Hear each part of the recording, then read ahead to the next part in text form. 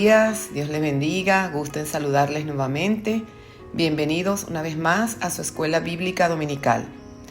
Continuamos el estudio de la unidad número 5, culminación del ministerio de Jesús.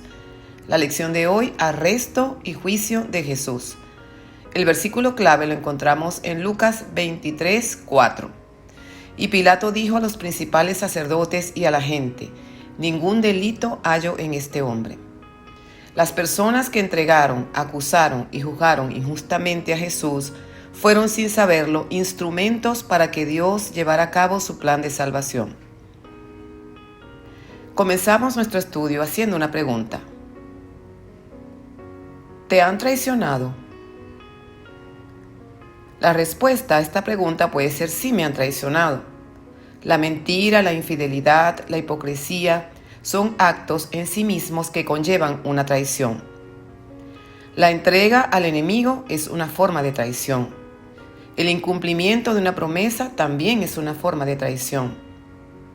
La negación de un amigo es un acto de traición. Me pregunto, ¿y yo también puedo ser un traidor? Cada cual puede mirar hacia atrás en su vida y hacer esta reflexión. Mentiras, promesas no cumplidas. Meditemos en esto. Es difícil hablar de traición sin hacer mención a Judas Iscariote. De hecho, Judas y traidor son términos utilizados con frecuencia como sinónimos. Pasó a la historia como el máximo representante de la traición por haber entregado a Jesús por 30 monedas de plata. También en el contexto de la entrega de Jesús encontramos otro hecho, la negación de Pedro. En la última cena, Jesús anuncia a sus discípulos que todos ellos esa noche, a causa de él, darían un mal paso. Le dice a Pedro que antes que el gallo cante, le negará 3 veces, a lo que él responde que nunca tal cosa acontecerá. Y enseguida el gallo cantó y Pedro le negó, pero recordó la frase de Jesús y saliendo fuera lloró amargamente. Pedro lloró y sus lágrimas fueron de arrepentimiento genuino. Si nos encontramos en una situación similar, podremos sentir la mirada de Jesús, que es una mirada de amor. Nuestro sincero arrepentimiento abrirá la puerta para el perdón de Dios, que obra en nuestra vida en una verdadera transformación. Hoy estudiaremos cómo el Señor fue traicionado, acusado y enjuiciado. El primer punto de nuestra lección, el beso del traidor, y lo encontramos en Lucas 22, 47 y 48.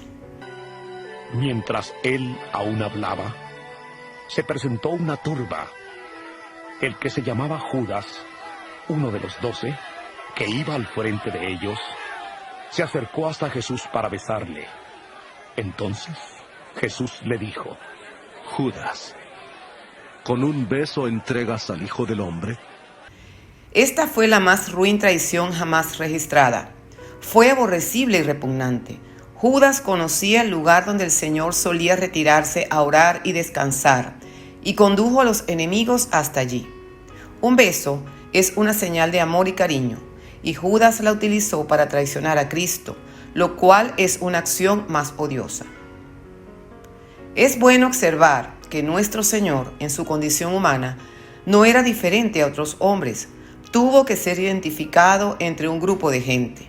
Este acto marcó el momento en que Jesús fue entregado en manos de hombres pecadores. Los versículos 45 y 46 del capítulo 22 de Lucas relata que cuando Jesús se levantó de su oración en Getsemaní y encontró a sus discípulos durmiendo a causa de su tristeza, les dijo que orasen para que no entraran en tentación. Relatan los evangelistas Mateo, Marcos y Juan que mientras Jesús decía estas cosas a sus discípulos, se presentó una turba y al frente estaba Judas, acompañado de mucha gente, con espadas y palos, de parte de los principales sacerdotes, los escribas y los ancianos, y que eran soldados y alguaciles para arrestar al Señor. Por previo acuerdo, el traidor Judas debía señalar quién era Jesús besándole. Judas traicionó al Señor, no con un grito, ni con un golpe, ni una puñalada, sino con un beso traidor. ¿Por qué Judas traiciona a Jesús con un beso? ¿Qué significa ese acto? Judas había encontrado la manera de traicionar a Jesús de forma que las autoridades le pudieran echar mano y así arrestarlo. Sabía que Jesús acostumbraba a ir por las noches al jardín de la colina y allí guió a los emisarios del Sanedrín. El capitán del templo era responsable del buen orden del lugar sagrado. Los oficiales que se mencionan aquí eran sus subalternos, que estaban a cargo del arresto de Jesús.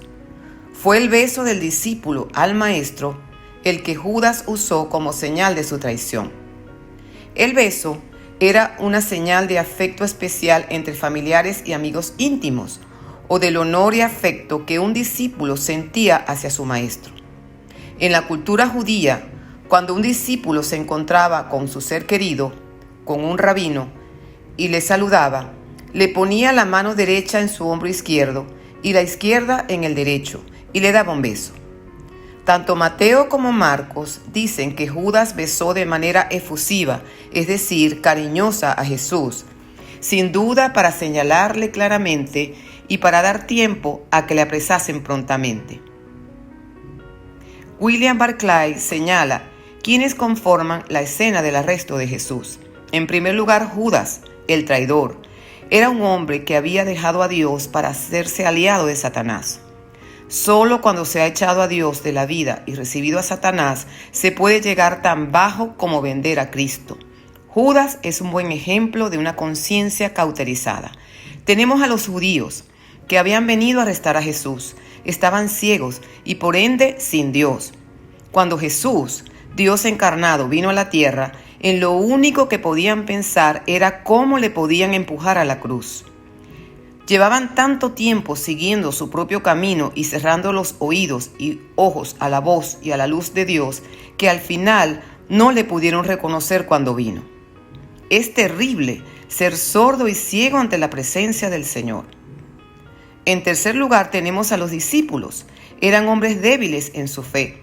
Vemos a un Pedro que de momento se ve olvidado del Señor. Se les había hundido el mundo y estaban convencidos de que aquello era el fin. En lo único que pensaban era en la terrible situación que les encontraban. Al que se olvida de Dios y le excluye de la situación, le pueden pasar dos cosas. O se aterra y desarticula totalmente, o pierde el poder para enfrentarse a la vida y resolver la situación con la ayuda de Dios. Y en último lugar tenemos a Jesús, que era el único en toda la escena que se acordaba de Dios. Lo maravilloso de Jesús en aquellos últimos momentos era su absoluta serenidad una vez que pasó el Getsemaní. Aún en su arresto, Él estaba en absoluto control de la situación. Hasta en su juicio, Él era el juez. Solo cuando un hombre se ha sometido a Dios puede estar por encima de las circunstancias. Y Jesús se sometió a la voluntad de su Padre Celestial. El segundo punto de nuestra lección, acusaciones falsas y no convincentes, la encontramos en Lucas 23, del 1 al 5. Levantándose entonces todos, llevaron a Jesús a Pilato y comenzaron a acusarle diciendo: Hemos encontrado que éste pervierte la nación y que prohíbe dar tributo a César, diciendo que él mismo es el Cristo, un rey. Entonces Pilato le preguntó diciendo: ¿Eres tú el rey de los judíos? Respondiéndole él, dijo: Tú lo dices. Pilato dijo a los principales sacerdotes y a la gente: Ningún delito hallo en este hombre.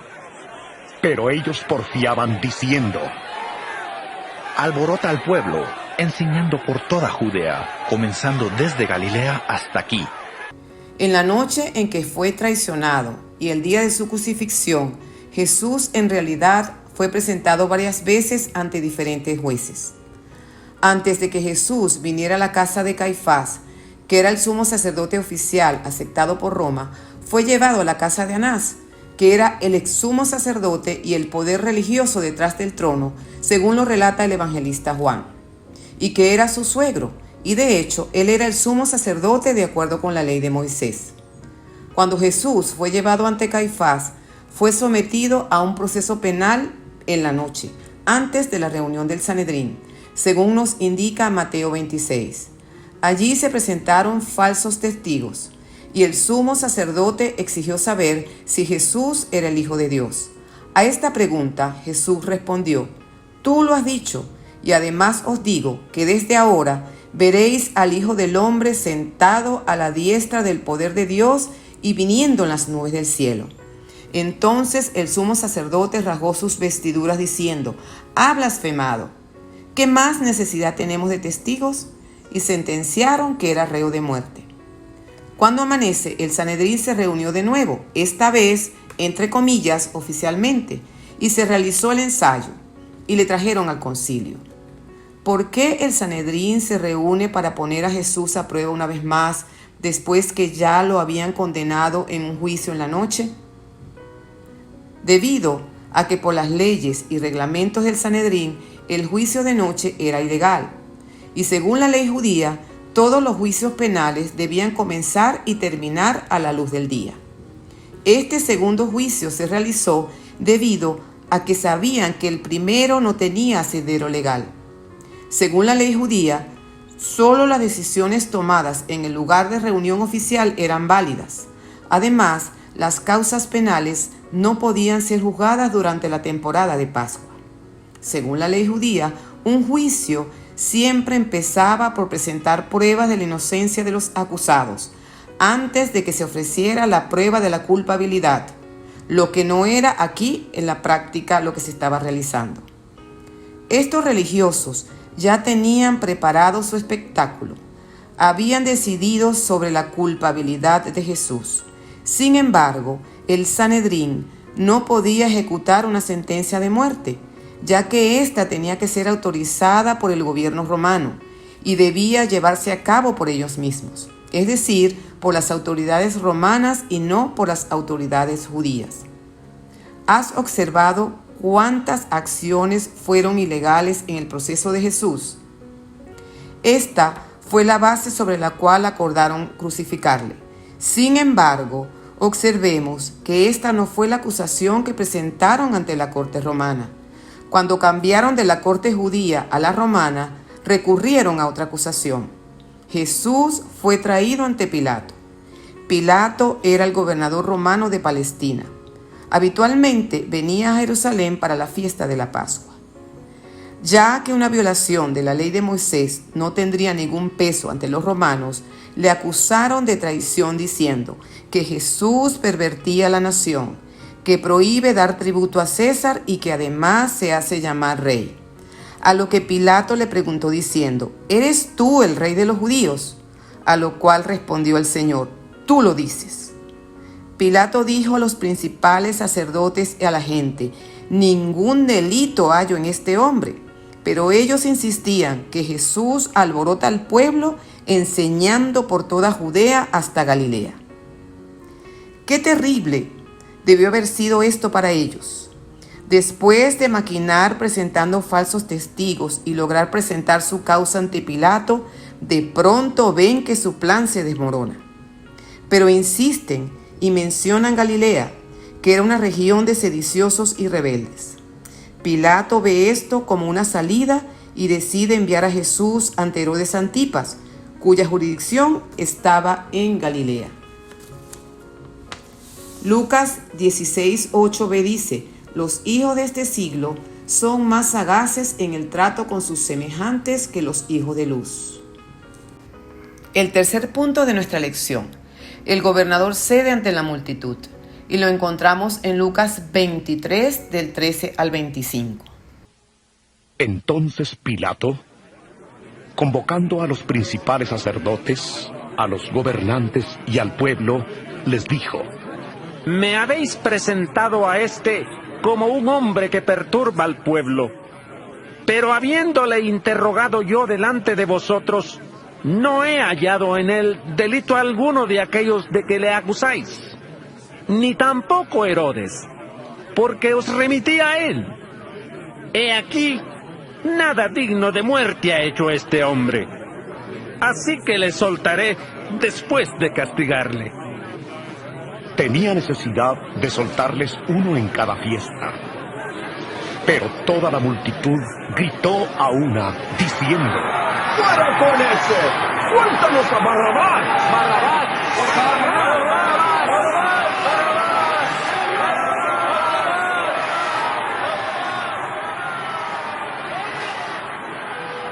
Este había sido echado en la cárcel por rebelión en la ciudad y por un homicidio. Les habló otra vez Pilato, queriendo soltar a Jesús. Pero ellos volvieron a gritar diciendo: ¡Crucifícale! ¡Crucifícale! ¡Crucifícale!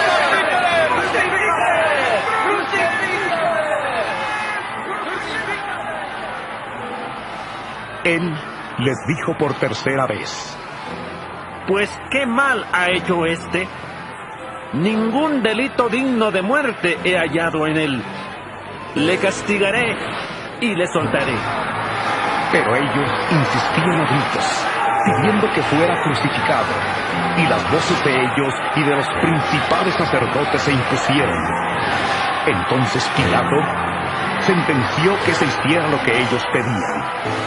Le soltó a aquel que había sido echado en la cárcel por rebelión y homicidio, a quien habían pedido, y entregó a Jesús a la voluntad de ellos. Pilato quiso librarse del problema. Como Galilea estaba bajo la jurisdicción de Herodes y éste se encontraba en Jerusalén, le envió a Jesús, como lo leemos en los versículos del 6 al 12 de Lucas 23. El Señor Jesús no tuvo una sola palabra para Herodes. Herodes había llegado demasiado lejos, al punto de no retorno, y se encaminaba hacia una eternidad perdida. Era miembro de la familia que llevaba su nombre. Jesús no hizo ningún esfuerzo por alcanzarle, porque él sabía que la curiosidad de Herodes para verle era simplemente eso, mera curiosidad, para ver si Jesús hacía alguna señal o milagro, pero sin ninguna pizca de fe o arrepentimiento. Los líderes religiosos hicieron todo lo posible para lograr que Jesús fuese condenado. Herodes vio que con Jesús no iba a llegar a ninguna parte y decidió burlarse de él con sus soldados, vistiéndole con una ropa espléndida para ridiculizar sus demandas de realeza. Ya que no hubo nada más que Herodes pudiese hacer, lo envió otra vez a Pilato. Estos dos personajes, Herodes y Pilatos, habían sido enemigos, pero a partir de este incidente, al oponerse ambos a Jesús, se reconciliaron. Los versículos del 13 al 15 nos dicen: entonces Pilato, convocando a los principales sacerdotes, a los gobernantes y al pueblo, les dijo: me habéis presentado a este como un hombre que perturba al pueblo, pero habiéndolo interrogado, yo delante de vosotros no he hallado en él delito alguno de los que le acusáis, ni tampoco Herodes, porque os remití a él. Nada digno de muerte ha hecho este hombre, así que lo soltaré después de castigarlo. Esto era tremendamente injusto. Si Jesús fuese culpable de algo, debía ser castigado, pero si era inocente, tenía que ser puesto en libertad. Castigarle, entonces, fue una solución de compromiso ante la presión de la gente. Pilato trató de evitar tomar una decisión sobre Jesús, pero no pudo. Si examinamos detenidamente la participación de Pilato en este proceso, concluiríamos que él era el que estaba siendo procesado y que Cristo era el juez. Jesús no estaba tratando de escapar. Pilato sí. Buscó evadirse con facilidad de aquellos religiosos y políticos astutos y acertó al ofrecerles la opción de elegir entre Barrabás y Jesús. Para él, la decisión era evidente. Se dio cuenta que querían matar a Jesús por envidia. Pero Pilato no calculó las profundidades a las que la religión puede llegar cuando esta religión está mal orientada. El evangelista Mateo en 27:20 señala que los principales sacerdotes y los ancianos convencieron a la multitud para que pidiesen a Barrabás y que Jesús fuese muerto. y Pilato se sorprendió cuando la muchedumbre pidió que Barrabás fuese liberado. Imaginemos a un juez pidiéndole a una multitud que decida sobre qué debe hacer sobre un procesado. Él había llegado a la conclusión de que Jesús era inocente y sin embargo le entregó para ser crucificado. ¡Qué actitud tan injusta de la justicia romana! ¡Qué cobarde fue Pilato al dejarse persuadir por los religiosos judíos y por la muchedumbre que le rodeaba, aún teniendo la convicción de que Jesús era inocente de todo lo que se le acusaba! A fin de aplacar a la multitud, Jesús fue entregado para ser crucificado y Barrabás fue libertado. Todo esto enmarcado en un ambiente de corrupción y de falta de integridad de impartir justicia. Vemos que Pilato tuvo que tomar una decisión final, así como cada ser humano hoy tiene que adoptar una decisión con relación a Cristo. ¿Qué hemos decidido acerca de Cristo? ¿Qué haremos con este amor tan grande que Cristo demostró por nosotros? ¿Lo traicionaremos como Judas? ¿Lo negaremos como Pedro? ¿O nos rendiremos a sus pies en adoración y obediencia? Escojamos la mejor parte como hizo María. Postrémonos ante los pies del Maestro, que nos dice que el que a Él viene no le echa fuera. El Señor Jesús no fue tomado por sorpresa por sus enemigos. Todo esto estaba en el plan de Dios. Este era el plan perfecto de Dios para salvar a la humanidad. Juan 3, 16 y 17 dicen: porque de tal manera amó Dios al mundo que ha dado a su Hijo unigénito, para que todo aquel que en Él cree no se pierda, mas tenga vida eterna. Porque no envió Dios a su Hijo al mundo para condenar al mundo, sino para que el mundo sea salvo por Él. Como aplicaciones del estudio tenemos en primer lugar: ¿quién es culpable de la muerte de Jesús? Todos nosotros somos culpables de su muerte, ya que todos somos pecadores, y la única manera de librarnos de la ira de Dios era la muerte del Cordero de Dios que quita el pecado del mundo. En segundo lugar, ¿se puede traicionar a Jesús hoy en día? Sí, cuando no predicamos el Evangelio de salvación, cuando llevamos un estilo de vida contrario a la palabra de Dios, cuando no manifestamos amor y fidelidad y compromiso al Señor. Y en tercer lugar, el cristiano debe evitar las injusticias. Pilato fue un cobarde al acceder a la presión de la multitud y actuar de manera injusta al condenar al Señor, siendo inocente. No accedamos a las presiones del entorno en que vivimos. Seamos fieles a nuestras convicciones de fe, que deben estar ajustadas a la voluntad del Señor. Segunda a los Corintios 5:17 dice: de modo que si alguno está en Cristo, nueva criatura es. Las cosas viejas pasaron, he aquí, todas son hechas nuevas.